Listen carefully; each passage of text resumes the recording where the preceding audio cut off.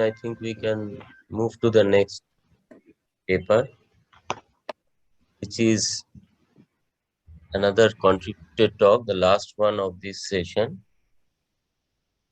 A novel hash function based on hybrid cellular automata and sponge functions. Anita John et al. Who is going to present? Myself, Anita. Good afternoon, one and all. Hope I'm audible and my screen is visible to you. Yes. Yes. Yeah. Please. So, welcome to my session. So, I'll be presenting on a hash function which uses hybrid cellular automata and sponge functions. And this will be my outline. To start with, what are cryptographic hash function? It is a one-way function that takes an arbitrary amount of data as input and produces a fixed size output, which is called the hash. So basically, cryptographic hash functions, they are used for secure communication, and they help us to understand whether a message is tampered or not. So basically, hash functions, they serve as a fingerprint of the message. So in today's technological advancement, we are in need of lightweight protocols to cater to the needs of resource constrained devices. So we need lightweight hash functions, and that motivated us to propose a design based on CA and sponge functions.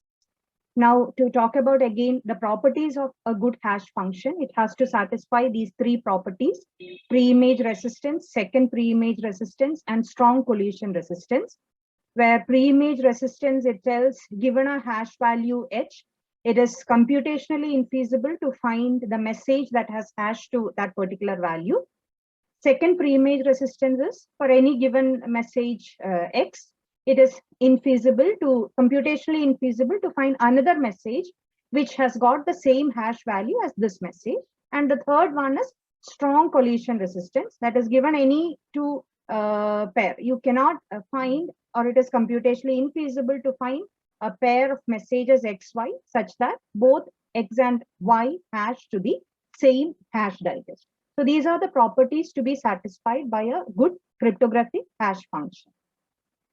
And the most of the popular hash functions that we used during the initial years, that is MD5 or secure hash algorithm SHA, they followed a type of construction called Merkle-Demgard construction, where it was a method of building collision-resistant cryptographic hash functions from collision-resistant one-way compression function. Where in this figure, you can consider this f as the compression function. So it is assumed if the compression function is collision resistant, then the entire hash function is also collision resistant.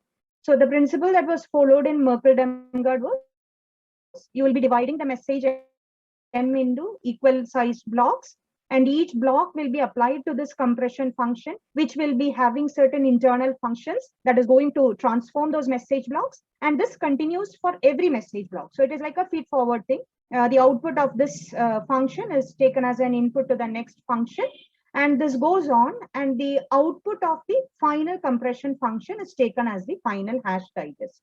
All the constructions that followed Merkle-Demgard, they had a fixed size hash digest, like 256 or 512. We do not have the option of changing or increasing the size.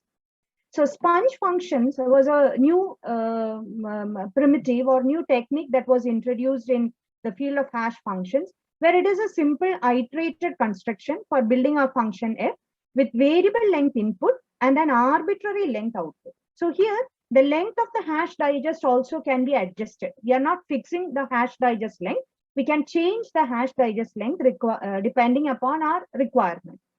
And this sponge function, basically, just like the compression function in Merkle-Demgard, this function has got an internal function.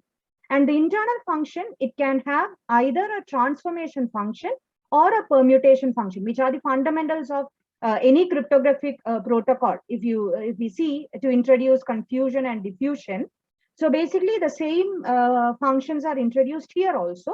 We can have a combination of them in the internal function. And this internal function is applied to a state of B bits, where B is the sum of two variables, R and C, where R is called the bit rate and C is called the capacity. I'll be talking about that in one of the slides that comes after this. So I think I can talk more about that there. And the working of sponge function, as the term indicates, it represents or it resembles our normal sponge in a real life. That is, it absorbs a maximum amount of liquid and it squeezes out that much. So here also the sponge function has got two phases, absorbing phase and the squeezing phase. It is during the absorbing phase that the message bits are absorbed into this internal function. And once the absorbing phase is over, we will be squeezing out the bits, which forms a part of the final hash digest. So this is the basic principle of sponge function. So this figure illustrates that P0, P1 to Pn-1 denotes the blocks of messages. This is the state that was told. This is initialized to 0. It has got R. This is the bit rate, and this is C, which is the capacity. The number of bits of R and C actually has an influence on the strength of the hash digest. And what we do is we'll be dividing the message into blocks where size of each block is R bits. So we'll be padding the message if needed to make it a multiple of R.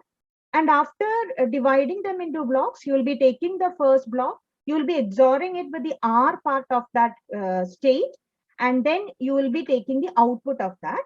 That along with the C function, that is given as an input to the internal function, where we apply transformation or permutation. And this will be working in an interleaved manner. That is, the output of this one will be the next state, and the R bits of that state is XORed with the second block, and this continues. And once you have completed the internal function with the last block, the absorbing phase is over. That means all the message bits are absorbed in the maximum level into these internal function. And once the absorbing phase is over, the squeezing phase happens. In squeezing phase, these R bits are squeezed out. And again, this function is applied, and the output of that, from the output, you will be taking the R bits. That will be taken as the second part of that hash digest. So Z0, Z1, etc., they belong to the final hash digest. And this is the place where we say that this output is arbitrary. That is, as far what is the length of the hash digest, that many number of bits can be squeezed out. You are not restricting the size of the hash digest. So that is the concept of hash function. Now, coming to cellular automata, actually this is a very common slide in all the previous things, so I'm not going into it. But basically, I'm just using a hybrid CA rule where we use the linear and non-linear rules, which I'll be discussing in the remaining slides. And during our previous sessions, we have seen that cellular automata is actually a good pseudo-random number generator when good rules are taken. And that is why CA has been a good primitive in the design of cryptographic protocols. So that's why we have used CA in the sponge function and introduced this hash. Now, coming to the state-of-the-art cryptographic hash functions, I have just mentioned those hash functions that made use of cellular automata in their compression function. All the hash functions that are defined here, they follow the Merkle-Demgard construction. None of them follow the sponge construction. So the first one was proposed by Ivan Demgard, and that followed a rule 30. Then for cell hash, it was introduced by Demon, and they followed a linear rule, a non-linear rule, and a permutation. Then another hash function was introduced. There also they went for a hybrid rule with a permutation. Then LCA hash was a hash function that made use of the rule 3090, and HCAHF was a hash function that introduced hybrid CA into Merkle-Demgard construction. So none of them went for sponge functions in this case. Now, the two hash functions that made use of CA and sponge were, first of all, it is the Ketchak, which is the SHA-3 standard. They made use of these sponge functions, and they used cellular automata, a kind of nonlinear mapping into that. And Cash was a paper that was inspired for our work also. They use sponge functions and CA, where inside the CA internal function, they made use of transformation as well as permutation. And in the transformation phase, they used only linear CA. And in order to bring non-linearity into the hash function, they made use of S boxes. And a permutation was used in addition to this transformation. So these are the hash functions that used CA as well as sponge. So our proposed design, what we have used is, in the internal function, we have introduced a hybrid CA and one of the best or efficient permutation function named omega flip. So we introduced both a transformation as well as permutation, and we brought in hybrid CA here. So the hybrid rule set that we used here is 30, 90, 150, 30, 210, 30, 90, 150, where 90 and 150, they are linear, and 30 and 210, they are non-linear. The spacing of these rules and the selection of these rules was based on a paper, Cryptographically Secure Hybrid Rule Set, CSHR. So that I'll be discussing in the design rationale session. So the working of the proposed hash function, it just resembles the sponge. So I'm not going into the description part. I'm going directly to the block diagram where I have the input message. I'll be dividing the message into blocks where the size of each block is R bit. We have taken the size of R as 92 and the size of C as 132. That was one of the sizes that was taken in the cache paper. And we have taken this and found that it gave us good results. And after dividing them into blocks, the function, it resembles sponge. What we have taken is this internal function.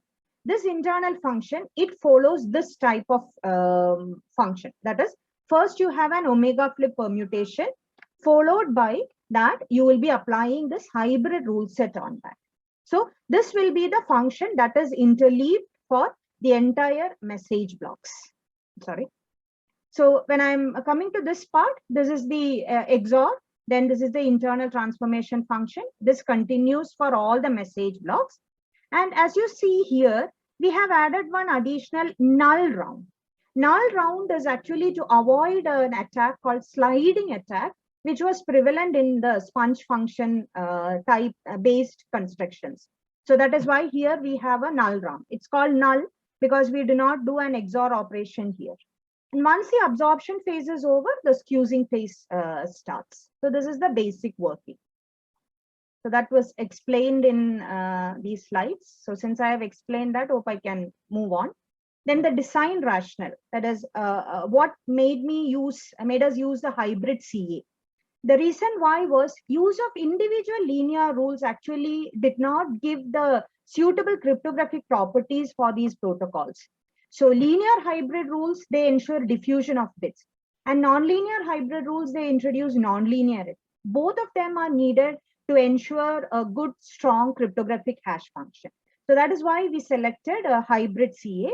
And the position of the CA rules was also based on this paper, as I mentioned, CSHR. And this is the algorithm that was used for the selection. So they have an algorithm which says you have to select a cryptographically suitable set of linear and nonlinear functions. And from them, ideally, you can give the nonlinear CA rule for the first few cells. For the remaining cells, we can choose equal number of linear and nonlinear rules. Then to increase the algebraic degree, you can put 2 or 3 nonlinear rules consecutively and put one nonlinear rule and more than one linear rule alternatively. And in order to ensure large period, we will be using CA that has got maximum period. So here, as you can see, 30 is a nonlinear rule. 90, 150 gives us maximum length. It's a maximum length CA. So that is used here, followed by 3 consecutive nonlinear rules. Again, I have added this 90, 150, and this was a rule set that was proposed in CSHR, and I have selected that since it definitely gives good results. Now, coming to the security analysis, when we are talking about hash functions, certain criteria to be met with is, one is the avalanche effect, where avalanche effect means it is a small change in the input should bring a great change in the output of the hash digest. We check that by looking at the Hamming distance between the hash values of the original message and a modified message. We looked for 100 samples, and we found that we had a difference. Even for a single change in the input, we had a difference of these many number of bits. When I took the hash digest size as 256. Second thing is regarding the preimage resistance and second preimage resistance. That is an intuitive inference, like since the internal function has mixed up all the bits with the use of Cellular Automata and permutation, definitely given a particular hash value, it will be difficult for an attacker to retrieve back a message or to find another message that has hash to the same value. And this was about the attack that I mentioned. Sliding attack is prevalent in Sponge because, as you have seen, the first R bits of the hash digest are obtained from the output of the last internal transformation of the absorbing phase. That is, at the end of the absorbing phase, you will be having a state. And during the skewing phase, the R bits of that state is actually given as output. So that can be a hint to the attacker to know about the internal transformation or the input. So in order to avoid that sliding attack, we added the null round. And we also did the randomness test using the NIST statistical test suite, just to ensure that the hash digest that is produced has a random nature. And we took a seed value, we incremented the seed value by 1 and took the hash, take a 10 MB sequence and gave it to the NIST. And NIST give us good results and showed that this is a good random hash digest. That also adds to the strength of the hash function, cryptographic hash function. And to conclude, here we have proposed cryptographic hash function that makes use of sponge and hybrid CA.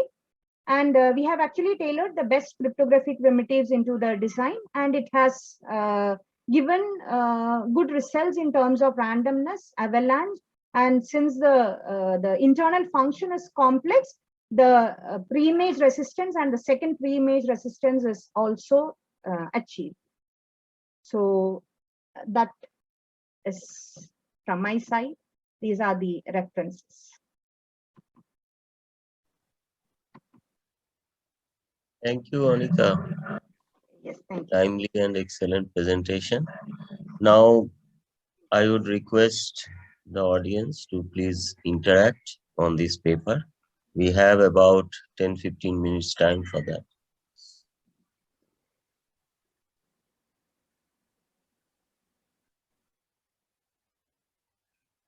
Can I ask? Yes. Yes. Yeah. Yes, of course. Okay. Thank you for the nice presentation. Thank you. I have a couple of doubts actually, which I want to clear with you. You have shown CA rule vector, right? Rule set. Rule set. So that is repeated. Yeah, that is repeated. Yeah. Okay. Now my query is whether for that rule set, the whole system is whether it is a reversible CA or is it not necessary to be a reversible CA? Actually, ma'am, I did not look into it. The reversibility of that means whether you will be getting the seed back or not. That is my query. Like you mentioned maximal length, so yes. That is the 90-150 rule. Since it gives maximum length, that was introduced. But whether the reversibility of this hybrid rule set, actually, I did not look into, ma'am. The paper actually talks about the cryptographic suitability. They mentioned about 3 rule sets, and we chose one among them. And these rules also were chosen based on the properties like degree, balancedness, and nonlinearity. So the reversibility was actually not checked. Okay, no, actually, when you change the value of n, then the same rule set might not give you the same kind of nature. Like the cycle length will be varying, so maybe the cycle structure will totally be different. That's why I was thinking that whether you have taken the n as reversible so that you will be getting back the seed or not. So that was one of my query. Second thing is you have for NIST, what is the size you have taken? I've taken a 10 MB sequence. Only 10 MB sequence. For one We have concatenated that and took a 10 MB sequence and just look into whether it is random. Okay. Because normally for NIST you need at least 100 MB sequence. So that was another query. Okay. And maybe I'll look that. Okay. I'll check that. And another thing is NIST gives a set of values for each of the test, right? Yeah. So how you have taken that single value? You have taken an average? Yeah, I've taken an average. Okay. So is there any value which was out of your out of the desired p-values, or whether like in between no, the actually, test? like we adjusted the R and C parameters. Then we tried whether we can get good results without applying permutation. So actually, after those trials, we reached a value where everything gave good results. Means all the p-values were within your acceptable range. Yes. Okay. Okay. Thank you. Thank you. I have some question. Yes, sir. Maybe the purpose is same with Kamalika. Actually, you taken the linear maximal length here using the rules 90 and 150 at first. Yes. Yeah. When you replace the non-linear rules by the linear rules in the rule set, is there any particular property for replacing? Whether you apply any particular property for replacing the rules, linear rules by non-linear rules? It is not replacing, that is, we are trying to bring linear and non-linear together. Okay. Right? Yeah, the reason is by applying linear rules alone, we will not be getting the good properties. And by applying non-linear rules alone, like correlation immunity, certain rules, linear rules give us certain properties and non-linear rules give us certain properties. So that is why hybrid CA was considered, so that both of them interact and give the needed properties. That was the aim in this paper also, CSHR. And they took these set of good cryptographically suitable rules. No, when we apply the rule 90 150, it's also a hybrid CA, na? It's also yes. it's also a hybrid CA. And you're talking about the cycle length. That means this is the nonlinear CA, and you don't care about the cycle lengths of these nonlinear rules. No, that because algorithm, cycle length is much more important properties. So yeah, yes. tell me. So cycle length is, that means not needed. How much cycle length it will be produced, like maximal length or like 2 to the power n by 2, anything. It's not needed. Since the algorithm's last step, they have mentioned, like, since if you want to get larger period, we want to go for a maximum length hybrid CA, and they had taken 9150. So and they had devised this rule set, and so that was applied. I did not look specifically on the cycle length if we are using a combination of linear and non-linear. Maybe I have to think that as a future scope of this. I'll definitely look into reversibility, as ma'am has mentioned, and the cycle length. Okay. I'll check. Thank you. Thank you, Anita. Thank you. Madam, I have a question. So you are using actually 9150 CS and you are using the nonlinear rules. See, I did not hear you. Pardon me. Can you hear me now? Sukanadi, your voice is breaking. Can you speak loudly? Yes, I can speak. I'm not hearing. Hello?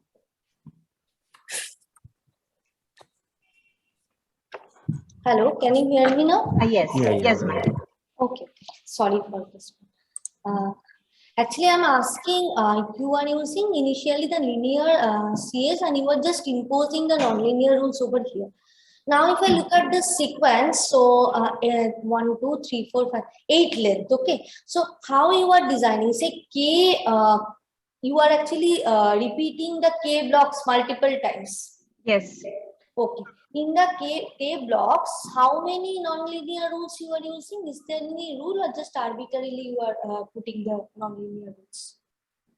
The same rule will be applied as long as the message block gets over. That is, we have an R bit message block, and in that we are applying it until we reach the end of that message. And in one set, you will be having 1, 2, 3, 4 nonlinear rules at these positions itself. Okay, so I can see here 30 to 10. So, yeah. You have not checked any property regarding this, why you are selecting these rules? This paper has specifically selected these set of rules. In addition, there are 1 or 2 rules also. They have checked all the cryptographic properties of these rules, and they suggested this algorithm CSHR, and they formed this rule set.